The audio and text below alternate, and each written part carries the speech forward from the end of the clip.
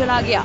वहां से 12वीं तक की पढ़ाई करने के बाद उसने डीडवाना के बांगड़ कॉलेज में दाखिला लिया।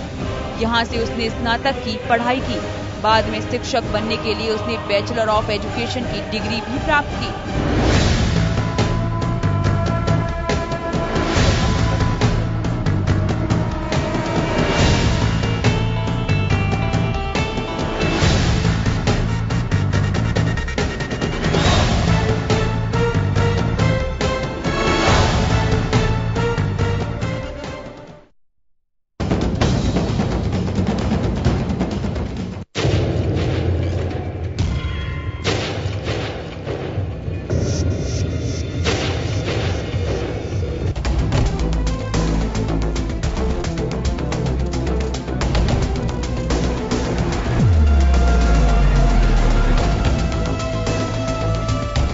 गिरफ्तारी के बाद आनंद पाल न केवल पुलिस के लिए सिरदर्द बना, सरकार के लिए भी वो परेशानी का सबब बन गया। विधानसभा हो या फिर प्रतिपक्ष का कोई भी प्लेटफॉर्म, लॉ एंड ऑर्डर के मामले में एक ही बात कही जाती थी कि कहां है आनंद पाल, सरकार कब लाएगी उसे ढूंढकर। आनंद पाल को फरार करने की जांच होनी चाहिए। सरकार में बैठे कई नुमाइंदों पे उंगलियां भी उठी। और मैं यहां एक जानकारी और देना चाहूंगा कि आनंद पाल सरकार के लिए 3 सितंबर 2015 को ही परेशानी का सबब नहीं बना। बीकानेर जेल में जब राजू ठेठ की गैंग के साथ उसकी गैंग वार हुई, जिसमें उसका करीबी बनवीर बानुड़ा मारा गया था, तब भी सरकार के लिए एक परेशानी का कारण बन गया था कि आखिर जेल तक हथियार कैसे पहुंचे। उसकी जांच कराई गई। वरिष्ठ आईएएस अधिकारी दीपक उप्रेती को इसकी विभागीय जांच सौंपी गई, लेकिन जांच की रिपोर्ट अभी तक नहीं मिली।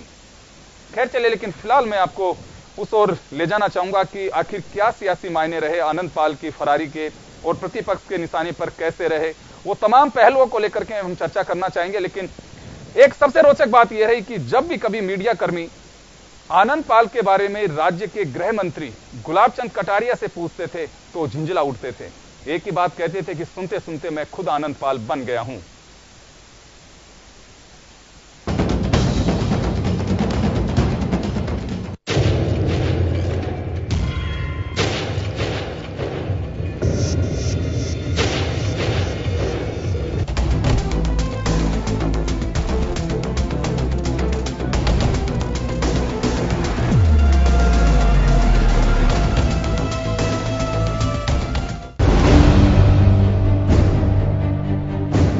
आनंद पाल की फरारी के बाद से राजस्थान पुलिस और सरकार के लिए आनंद पाल सिरदर्द बन चुका था।